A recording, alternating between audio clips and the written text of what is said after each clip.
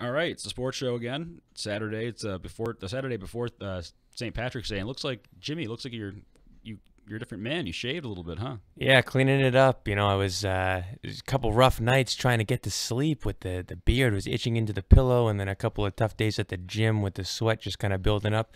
So I figured, we're getting to that nice springtime weather. It looks like today was a nice day. It's a little cold, but the weather's turning a little bit, and new weather, new me, maybe. So it wasn't the girlfriend ordering you to shave that lumberjack beard off then, or? No, surprisingly enough, my good looks, and if anybody watching at home, you can see me right now, such a handsome guy, but I think my girlfriend actually likes me better with hair on my face, hiding this mean mug. So she wasn't super happy about it, but hey, sometimes you got to switch it up. So. Well, I mean, I actually got complimented on my looks this week too. As everyone knows, I'm a reporter for WBSM, and I was at a city council meeting, and they actually called me out on my good looks this week. I mean, it was more directed at Michael Bonner, the Standard Times reporter. He was all dressed up and looking snazzy, but I'm not going to mention any names, but people were saying I looked hot. So I mean, that's all I'll say. Hey, there you go. But so it looks like there's a lot of stuff going down with Richard Sherman. With moving around the league, he actually said he wants to go to the Patriots, I think, too. Yeah, he did definitely say he wants to go to a contender. And he's actually meeting today with the 49ers, which I think is kind of interesting. They are a team that's on the rise. A lot of people think they're on the rise, and I think he would like the chance to stick it to the Seahawks twice. But there couldn't be a better option for the Patriots right now. I know it's going to probably take some significant money to go get him. They're not going to get him. But they need him. They need him. You need to pay for what you don't have. Look what happened in the Super Bowl. They needed Malcolm Butler on the field too, but they didn't have him. Yeah, but Malcolm Butler wanted the Richard Sherman money, but he's not a Richard Sherman guy. So you go like Richard Sherman. I can see you giving Richard Sherman money because of what he's done. Malcolm Butler wanted that. There were issues on the side. I get that they had a guy that was a top level corner and they left on the bench. But if you bring in, they don't have the money for him this year. They're not. What are they gonna give up? Well, they've cut Bennett. They cut, which was like $6+ million. They cut 3 off the books with Branch as well. So they've made some moves. So 6 and 3, so about $9 million. Richard Sherman's probably going to be signing for how many million? Like $20 million or something. Jimmy Garoppolo just got paid like $170 million, like 70 guaranteed or something. Well, quarterback's a little bit different than cornerback. Obviously, I would say he's that a premier cornerback, though. Richard Sherman's probably looking at he's coming off an Achilles injury too, so he's not going to make top dollar. He's also old for a cornerback, but he's also a guy who's getting all these headlines right now because he's moving. He won't make top dollar. I'd put him around 14 to 15 million a year. Which is pricey, but you have to look at it this way. They took 9 off the cap already. They can make other moves to cut down more, and they still had wiggle room. Richard Sherman's the kind of guy you need to get to bolster your team. No one's denying that, Jimmy. What it is he's not obtainable. He's just not. The Patriots are gonna have the same lackluster, crappy defense again. And let me just say too, if you guys even heard me on the on Chris McCarthy's show yesterday promoting this show and telling you to call in, you better call into the show. I'll find you. Call in. I swear to God, we need callers to call in because I'm tired of proving Jimmy wrong and making him look an idiot. I want to make you guys look like idiots too. So please call in what you're taking. I mean, tell me if I'm wrong. Tell me I'm stupid. Tell Tim why it's such a smart decision and the only right decision for the Patriots to take Richard Sherman. Someone defend me, please. Again, no one's denying that. I mean, if they could get Joe Montana from the 80s as a backup quarterback too, I'd say let's do it, but it's not obtainable. They're not going to be able to get him. They have to give up somebody more than just cutting Bennett and a few defensive backs that didn't matter anyway. Well, you might not have Solder anymore, depending on what his market is. He's a broken wheel anyway. But they need Solder. They need somebody better than Solder.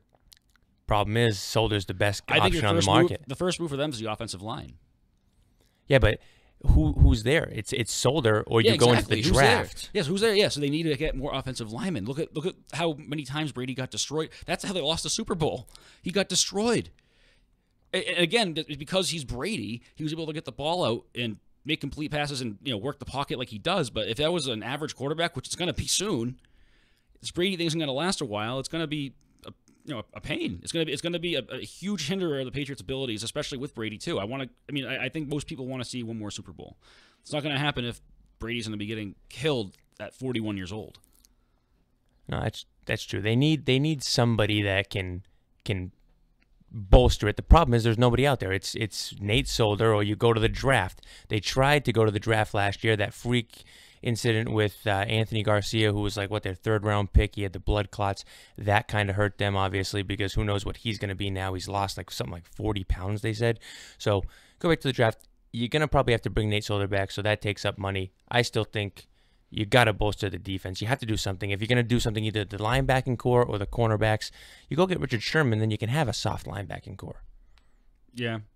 Yeah, I guess. I mean, even if you had Richard Sherman on the team, you'd still have to improve the linebacking core significantly. You can't have Kyle Van Noy out there. Well, you got to remember, also, Hightower's coming back. And I know you can't put a whole lot of stock in Hightower because of his injury history, but he is coming back. And Kyle Van Noy, for as much flack as he gets, and as he did get down the stretch last year, because I don't think anybody's sitting here beating their chest saying Kyle Van Noy is a number 1 or a green dot linebacker. But if you make him your second or third option, he's still pretty good. So Hightower coming back changes the landscape a lot, which people I think are kind of sleeping on a little bit. Yeah, it does. It does change that landscape for sure, but I think the Patriots' worries are still more offensive. You're going to get Edelman back. I'm not discounting defense. They also have defensive worries too. But here's another thing too. If you want to talk about offense, if you want to talk about cutting salary and saving some money, so you can go get a Richard Sherman, it's more attainable, things like that, or go get some other flashy free agent. How about Brandon Cooks on the way out? Potentially, there's talks about that. Maybe getting rid of Cooks because you got Edelman back. I wouldn't want to see him leave. Edelman's not as good of a deep threat as Cooks is. Yeah, but what did Cooks really bring to you this year? That was a deep threat. Yeah, but do the Patriots need that? You have Rob Gronkowski. Rob Gronkowski could be your deep threat at any given time. He can be your deep threat. When he's playing a strong Broncos defense and he's covered up and you have no other deep threat because Gronk's covered up, you've seen that happen in games. Chris Hogan was a deep threat 2 years ago. Chris Hogan was also, but he's not as fast as Brandon Cooks. He was Brandon 20 Cooks yards is an Olympian. per catch. Brandon Cooks has the fastest 40 time in the last few years. So I mean, that's just you need a guy like that. I don't think it's not essential. If you're going to get somebody else or a different position in a trade, I'm all for it. Give me an equal trade, but just tossing him out with laundry is silly to me. Here's a question for you: in the Patriots dynasty run here, so the last 17, 18 years, how many Brandon Cooks type guys have they had? They've had Randy Moss. So that's 2. They've had 2. Troy Brown had that ability. Troy Brown was much more underneath, though. Much more underneath. He's much more of a Wes Welker. He's the original Wes Welker type guy. Deion Branch played underneath more. Brandon Cooks is the only guy you can equate Brandon Cooks with in this Patriots offense is what Randy Moss was for you in 2007, 2008. He doesn't even hit that level, but he's a poor man's Randy Moss. If he didn't look like he was if he didn't look like he was purposely making a gif of himself in the Super Bowl, running around and getting destroyed, he probably could have made a difference too. I think he's a difference-making player. Oh, I think there's definitely an opportunity for him to make a difference. I'm just saying, when you're talking about adding Edelman back, you're going to have Amendola probably on the cheap because I'm sure he'll restructure his deal to stay with you. You have Hogan, who's presumably going to be healthy again, and you have Gronk, who at the end of the day, whether Cooks is there or not, whatever you think about Cooks, Gronk is your best downfield option at any given time. When you have all those guys, it makes a guy like Cooks expendable when you need to go help other areas of your team, which in the Super Bowl, you want to say what you want about Cooks not being there, and yeah, maybe he could have helped them down the stretch. They still scored 33 points. They still were a team that was right there. They didn't lose that game offensively. They lost that game because they couldn't hold the Eagles out of the end zone. The quarterback, the punter didn't see the field.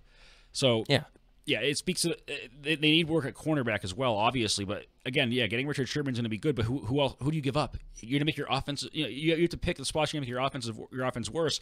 And I'm sorry, Cooks for Sherman or even some sort of package isn't fair. They're going to want a big time name from the Patriots for Sherman if there's any sort of trade. Well, no, they've already cut him. Well, yeah. Oh, they already cut Cooks. They've already cut Sherman. Sherman's free agent. Oh, that's right. I'm sorry. He's trade only. Cooks you'd have to deal him to somebody else for like a draft pick to shave money off the cap. I mean, so how much was Cooks even paying? He wasn't actually. Cooks is set to make $9 million this year. Is Cooks? Here's a question for you: is Brandon Cooks right now, for what he's done, for what he did for you last year, is he a $9 million guy? Absolutely not. He hasn't proved it yet. But I think you can probably restructure. That's a potential, but not every guy is Danny Amendola. Not every guy is going to walk in every single year and say, "Oh, you know what? Take $4 million from me and pay me $1 million and tell me to go." But what every guy is to the Patriots and what every guy has been to Bill Belichick is someone who says, and I'm happy with this aspect. Don't get me wrong. I'm happy if Bill Belichick went in and said, "Look, Brandon, you've been a great player. We got to restructure. You're making $4 million this year." And he said, and Cooks in response said, "Go pound sand." Belichick would say, "Fine. Where's the sandbox? Go leave." Like I'm happy Trade him with to that. the Browns. That's what makes Belichick so successful, because people want to come and play for the Patriots. So he has that leverage to use. He can say, "Fine, go lose with go lose not with the 49ers now, but go lose with Houston. Go lose with the Titans. Fine. See how Stephen Ridley's enjoying his life." I just think you're taking too much of a jump just banking on, and I think there is truth in the fact that guys are willing to take less or take smaller roles than they're used to stay with the Patriots or to come to the Patriots. Look at a guy like Chris Long, 2 years ago came to the Patriots, played a completely different role than he's played in his entire career, a different role than he played last year on the Super Bowl champion Eagles team, just to get to the playoffs and have the chance to win 2 years ago with the Patriots. So guys have done it. I'm not saying Cooks wouldn't do it. I'm just saying if he has any sort of rebuffment, why wouldn't you just dump him, save $9 million, and go and reinvest that money in Solder, who's going to be expensive? You need Solder because the other options on the market are trash, and you need a splashy linebacker or cornerback, somebody who you can put out there who you don't have to hold your breath every time he takes it. Like Eric Rowe as your backup or your second corner is bad. I don't think you're acquiring both of that. So you got to pick one or the other, cornerback or offensive line. I don't think you're going to be able to clear that much room. I think you can get Solder a little bit on the cheap. I think he's going to be expensive, but you can get him for less than what his market value is. Based on his last couple of years of performance, you can sell him on that. And Sherman is another guy who you should be able to get a little bit less than what he normally would have been asking for because of the injury problem. You could get him on an incentive-laden deal. He's still a superstar, though. He's kind of like Darrelle Revis 2.0. Ask him. He'll definitely tell you he's a superstar. I see that tweet he put out where all of his stats since 2011, he pretty much is #1 in everything. He's a jackass. But he although really he would add some flair. You like that little. I like the guys who chirp and talk a little bit. The guys who can back it up, obviously. But I'd like to have that little bit of a. Do you like the guy who was after the year they won the Super Bowl when he had the interception against Colin Kaepernick in the playoffs, when he was barking at the female sideline reporter, saying acting like that was his breakout. Yeah, I mean he has I hated moments. him since then. I can't stand him. He's good. He's had his moments team. where he's maybe pushed the line a little bit. I like the guy who just bets on himself, and the guy who basically the reason why he's now a free agent is because he said, "No, I am still elite. You're going to pay me what I." You don't think Seattle was a little tired of his crap too? Maybe Russell Wilson. They don't seem to get along. I could see a little bit, but you still have to think. It doesn't really matter if you're tired of his antics a little bit. If he's that much of a dominant player where he's now the prized cornerback free agent, wouldn't you want that? Like, Seattle is in a tough spot because they have a lot of guys that they have to pay all at once, or in like a 2-year span. They have like 3 or 4 big money guys because their defense was so prolific and all those guys came up together. So I think that's more the reason why they let him go, because they just simply can't afford him with everybody else and with what they paid Wilson. I think it's more to do about that than the fact that they're just sick of him. Because, listen, if you can talk as much crap as you want, and you're a problem unless you back it up. And with the exception of his injury, Richard Sherman has done nothing more than back up everything he said. I think he definitely has not been as good as he was in probably 4 years ago. The last 2 years of Richard Sherman hasn't been, and that's injury obviously related. Well, and he's older too. I mean, he's just he's the way he is one of everybody else what's other the than Tom famous Brady. cliche saying that out of many in New England, it's that we don't rate you on past performance. We rate sort of we don't, but I don't care what you did for me yesterday. What are you going to do for me now? So I guess I'm kind of alluding to your point, where maybe I'm kind of taking away from my own, is that I guess you can use that bargaining chip on Richard Sherman saying you are older, but he's a guy who's not going to budge. He's not, like you said with Brandon Cooks. Not everybody's like Danny Amendola. He's not going to say, "Oh, okay, well, Patriot way." He was just dogging the Patriots until he lost the Super Bowl to them. Yeah. So I mean, again, I think the biggest thing you can do, and I think you are right in the fact of he's not just going to roll over and say, "Yeah, pay me whatever you want." I just think you can get him on an incentive-laden deal, and it gets ticky-tacky like that. You really got to dive into the numbers and everything. I just think it's possible, and I say, being a Patriots fan, watching the Patriots last year, watching that Super Bowl, and kind of my stomach turning as I watched that game when they were on the field defensively, sometimes you got to pay a little bit. You paid Stephon Gilmore. Why wouldn't you pay Richard Sherman? He's a 1,000 times better than Stephon Gilmore. Because you want to have a good team in the future, and that's what that's what we've praised and kissed Belichick's behind for 17 years, is because he does that. He's prepared for the future. He did this in 2005. He did this in 2001 with Lawyer Malloy, and not saying that he was saying, okay, 2018 football season, but there's a reason why we also had sustained success. Now, obviously, there's been the same players, the only two same personnel in Brady and Belichick for the last two. Wolfork was there also, but it's being able to hold on to the right players the right amount of time.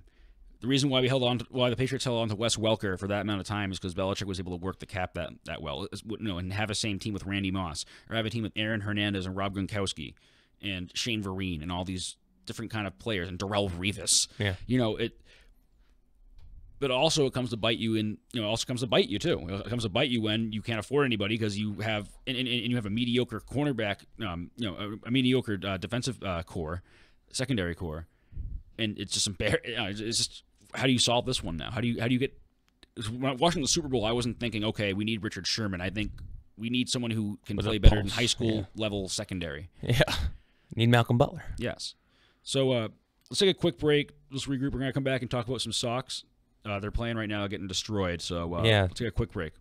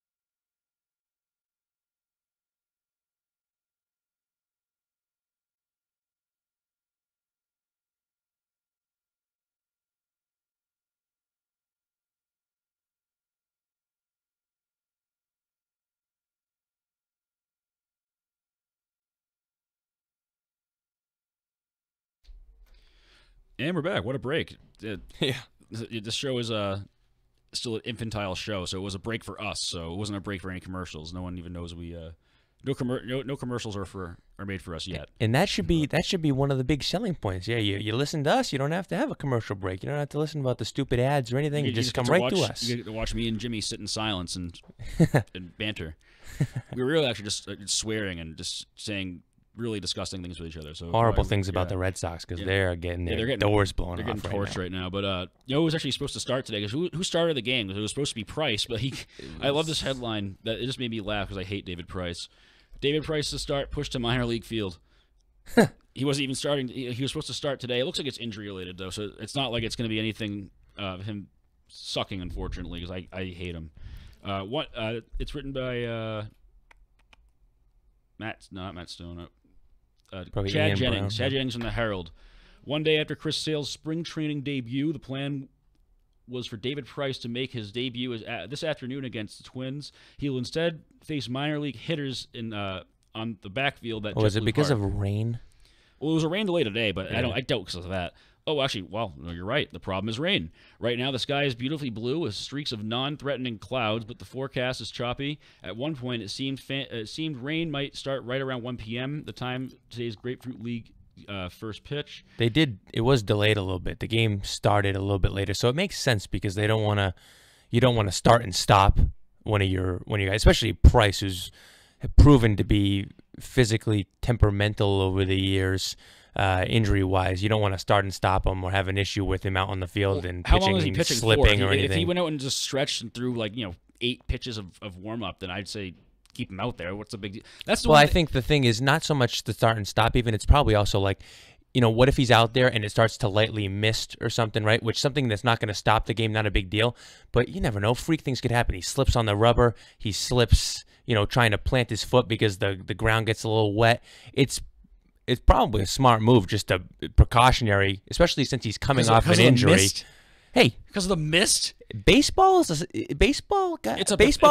have a soft. People wonder why baseball's viewing is down. This is why. Listen, I love baseball, and I will tell anybody who wants to talk to me about baseball. I like baseball talk to too, them. But there are things like this where you'd never see a football guy not play because I don't love baseball like a 57-year-old though.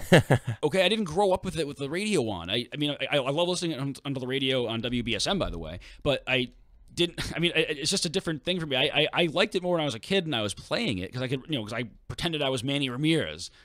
Yeah, I look just like him. But the spitting image. Yes, exactly. But the problem with baseball for me is partly that. It's one. I remember when I was a kid, I was watching David Wells, who weighs 350 pounds. Hey, Boomer pitch. Wells. Right now, what's his name still pitching for the Yankees? CC Sabathia. He is, and my guy Bartolo Colon. He's on Texas Rangers. He's 400 pounds. The guy looks like he's another sweat coming out of his pores away from having a heart attack. Quick aside on Bartolo Colon, we're talking about being a little heavier. One of the greatest things about him is if you watch him pitch and you watch his wind up, he's so big that his leg doesn't even he does a half. When he lifts his leg up, so you don't have to be in shape to be a pitcher, but he's so big that his leg doesn't even fully set. Not a pitcher, but how about Pablo Sandoval last year? True. He broke his belt swinging a baseball bat. He couldn't even bend down for some routine ground balls at third base. The guy was pathetic, and then also he was looking at hookers on Instagram during when he was on deck in the dugout. But that's beside the case. But so you have extremely out of shape players running 90 feet down a base. It's just a stupid game, even though it's still good to watch. It's just stupid. See, I can't say anything bad about it. It's a game that's so near and dear to my heart. But it is true how the cast of characters that you can see in baseball, a lot of guys. And nowadays, obviously, guys are becoming more freak athletes, and you have these guys that could probably play other sports. But the old school baseball guys, what could Boomer Wells have ever done? He probably could have played darts professionally. Well, I will agree with you. You don't have to be in perfect shape to be most positions. Probably an outfield or shortstop, you got to be in great shape. But with pitching, you don't have to be in great shape. You have Mickey Mantle, who was one of the best players of all time, and he was drunk the entire time. Yeah. So that's obviously. My complaints about that are kind of convoluted, I guess is the word. I don't know if it's the right word, but it's not only that though. Speaking of this, the game losing interest in a lot of the youth today. A lot of kids our age and younger, or people a little bit older than us too. The average age of a baseball fan is in the 50s. I think that's crazy. Where the NBA is 40 or maybe 30 or something like that. Yeah, they're trying like hell to get that average age down, and now they're doing things now they're going to have the bullpen carts come back. So guys like Bartolo should actually be happy about that. They get to take a ride into the mound. But that's going to cut 8 seconds off the game. Did you know that? 8 seconds. Also a league, by the way, that had Jim Leland smoking cigarettes inside the clubhouse in 2013. Hey, a habit's a habit. What are you going to do? He's got to get the puff in. It's just unbelievable. And also another thing taken away from interest is also the fact that they have all the players are buddy now. When we were growing up as kids, we grew up in the prime time of all sports in Boston, but for baseball, we grew up in the height of the Red Sox Yankees excuse me era. And I will agree with you there, Tim. The one thing that I hate most, and it probably is because, like I said, baseball is my favorite sport. It's the sport I'm most passionate about. When my team is rolling, there is nothing better in life. The thing that bothers me the most is these guys high-fiving, hanging out. High-five with your teammates. Hang out with your teammates. Remember when Be close with your teammates. Don't stand behind second base and have Aaron Judge and Mookie Betts like swapping stories about what they're going to do after the game, like hanging out. I hate that. I think some of them are couples. They like their hands in each other's back pockets, standing at the games, and like. I understand like respecting another player and even not having like super beef with somebody, but when you get between those lines. Play for your team and worry about your team only, and stop being so friendly with everybody. It's also unfortunately just how I sound old saying this, even though I'm only 25 years old, but it's also this day and age. I mean, you have for some reason, ever since Mariano Rivera retired, every time a prominent player retires, you have to go kiss his ass across the entire league. It's unbelievable. Yeah, farewell tours is another thing. Just drift off into the night. When did when we were growing up, when would any prominent player would Bernie Williams get a retirement tour? No. Nobody deserved. Would Gary Sheffield get a retirement tour? No. Did not. No. Would Nomar? No. Jeter got one because he retired lately, but so that obviously leads to a different aspect. And remember every time Jabba Chamberlain pitched against Kevin Youkilis, you thought that there was going to be fights happening. You almost wanted to fight your friends. I had a friend who also was had a disease of being a Yankee fan like you do, and it was almost a fist fight every single time. No, I mean growing up in Southern Massachusetts and around all Red Sox fans, I had a tough go of it growing up, and it was definitely confrontational at moments. And of course, as you alluded to earlier, when we were both growing up, it was in the height of the Yankees and Red Sox hatred. Too, I mean, I remember seeing. I know when you were young. Sorry to cut you up, but when you were young, you got 5 championships from Jeter? Yeah. Late 90s. Yeah. No, it was 4. It was 4 in the 90s. Well, 4 in the 90s, yeah, and then 2009. But then it was great because right in the turn of the decade, the Yankees really did suck. They really sucked. I've gone to. I tell everybody this because a lot of people they say, "Oh, you like the Yankees," and then of course I'm a Patriots fan because I'm from this area, and people are, "Oh, you just like teams that win." I am very quick to point out to people that since I've been a cognizant baseball fan, which was about 2001 was the first true memories I have of really watching games. I was 8 years old. The first memory I have of the Yankees is crying in my bed watching Mariano Rivera give up a blue single to that doper, Luis Gonzalez. I've seen the Yankees lose 2 World Series, drop a 3-0 lead in the ALCS. I've seen those. I've seen them win 1 title, which was a year that they ran away with it because they were better than everybody else. The biggest choke in history, by the way. That was the biggest choke in sporting history. Thank you. People like to try to say the Patriots is in recent memory, but that's not. It's not even close. I mean, the only one that comes close is Super Bowl 42. And the fact that makes it a bigger choke, too, is that they were winning in Game 4. I think they were also winning in Game 5. Game 6 and 7, they got washed out. They were 26-0 in World Series for the better part of a decade. Yeah. Of a century, I mean. Yeah. And all of a sudden, the Red Sox, 3 games and Rodriguez tried getting away with that little pathetic hand slap. It was a great time. I remember that. Dave Roberts. I still can't really fully embrace the Dodgers because of Dave Roberts. But I know. But it's great man. But I will say again, I am an embattled fan here. I don't Jimmy, get everything I want. Jimmy, do I have to pull in Jim Phillips here, who has been a Red Sox fan for longer than we've been alive? He is not a fan. He would laugh at you. He is not happy with my baseball. Well, he would choices. laugh at you too because you're preaching to him. You're preaching. You can't preach about if you're a Yankees fan preaching about, oh my God, I have it so tough as a fan. Even for that decade, you guys did suck and still continue to kind of suck into this decade. It wouldn't bat an eyelash. You'd laugh. You'd say, well, try to go through go through decades. 86 years. Well, he's not 86. No, but he was there for the better part of the 86 years. Well, what did he go through? Like 60 years where it was tough, or I think Jim's like Jim has turned 30. He's a young guy. Yeah, he's a spry. But anyway, so David Price was supposed to pitch today, and obviously didn't. Unfortunately, you're being cautious with him. So what's his name? Beeks or Weeks or Cheeks? Jalen Beeks was the unfortunate recipient of the start, and let me tell you, he got smacked around. He didn't record an out. I will not let you tell me. He did not record an out, which I just noticed right now. That is astonishing. He had 6 hits and a walk, 7 earned runs. Didn't record an out. That's saying something. That's Jalen Beeks. He was not on my radar in terms of making the roster, but I'll be confidently saying now that he's probably going to be in Double-A by the end of the day because that's a tough go around. That sounds like my ERA in high school. Yeah. I gave up 7 runs in a third inning, in a third of an inning. Well, you're better than Jalen Meeks. My ERA was like a 45. You got an out. Jalen Beeks' ERA is probably $1 billion. I don't think he did not record an out. I got out, but I got taken out. But you also had success from J.D. Martinez in his first appearance as well. He went, what, 3 for 3, 3 for 4? Yeah, 3 hits. I think it was 3 for 3. 2 of them. And the interesting thing, and the thing I think the Red Sox fans have to be kind of happy about, is they were singles.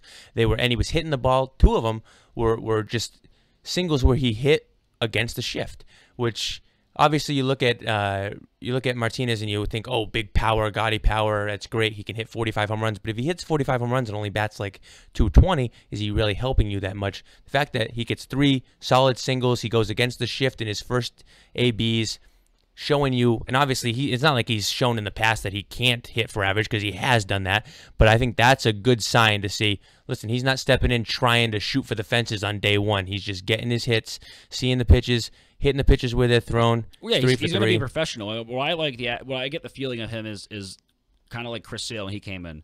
Chris Sale has his own way of operating. He's not outlandish. He's not obtuse like other people would be. And, it's kind of a bad way of operating. He's got a good system going. He's got a good track record. And he's coming in and he's doing the same thing. He's not letting the hype, again, he's in Fort Myers. So he's getting a lot of retirees who are cheering him on right now. But when he comes to Boston, I'm very interested to see how he handles it. Chris Sale seems to have handled it pretty well. Obviously, he's always had problems at the end of the season anyway. Well, the big thing the Red Sox did, which was a differentiator last year, was they did not try to put him in a throwback uniform. See, if they would have brought out the old, 1918 uniforms and tried to reminisce a little bit, he probably would have got all upset. He would have cut them with scissors, made a big scene. Well, that thing was kind of ridiculous, too, with on the White Sox. He was kind of a weird... I was skeptical at that point because everyone kind of... Twitter likes to take the support role in this and these kind of things where, it's all about the kids. What was his name? Was it Adam Jones? Probably. Are you going to say... Was on the White Sox who brought his kid in? That wasn't Adam Jones. Oh, no. Adam LaRoche. Adam LaRoche. Yeah. No, Adam Jones is on the Sports Hub. Yeah. Well, I thought you were going to say something negative, so I figured it probably was Adam Jones. Yeah. But, Adam LaRoche, he had his son. So he was bringing his son in the clubhouse, and he's getting all pissy that ownership's like, okay, dude, your 12-year-old kid around a bunch of naked athletes who are, who are more interested in women than a 12-year-old kid in their locker room looking at them change is probably got to get out of here. Well, he's my son. He's a part of the team. He had the kid no, he's not. The kid was, I think, literally homeschooled just so that he could go to all of the games. He's a super religious guy, though. But homeschooling isn't weird. Let me be clear. I don't want to offend anybody, but if you're homeschooling your kid so we can just go to baseball games, that's weird. Although I do have to say, if you're like a 12-year-old and you get to show up every day to spring training or regular season games and you get the full uniform, that'd be pretty cool.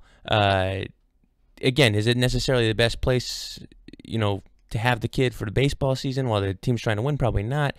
But yeah, there were a lot of issues. But then how about the reaction with Chris Sale too, with cutting all the jerseys? I mean, it was kind of weird, but I kind of like it. I kind of don't. It's like he's got passion, but. So I obviously use this now because I don't like the Red Sox. Is that what you do at your house? You cut up all your clothes? I like to keep my clothes whole. I'm not a big fan of the whole jeans, anything like that. I'll take my clothes off right now.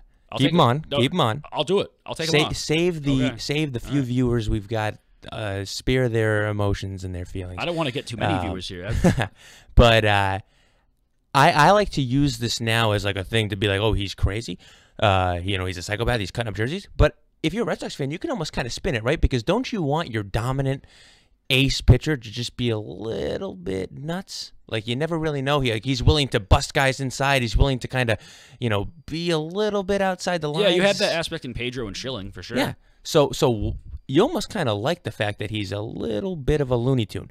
And obviously it hasn't really bothered him in terms of his abilities on the field. He's pretty much every year you can pencil in what he's going to be doing, what his numbers are going to be, and they're going to be solid. Of course, he drops off at the end of the year, but they're trying to manage that better this year. Had a great start, though, the other day. His first action of the spring. I think he threw was he through 5 innings or 3 innings or something? He had 5 Ks, up to 94. Let's see, 5 Ks.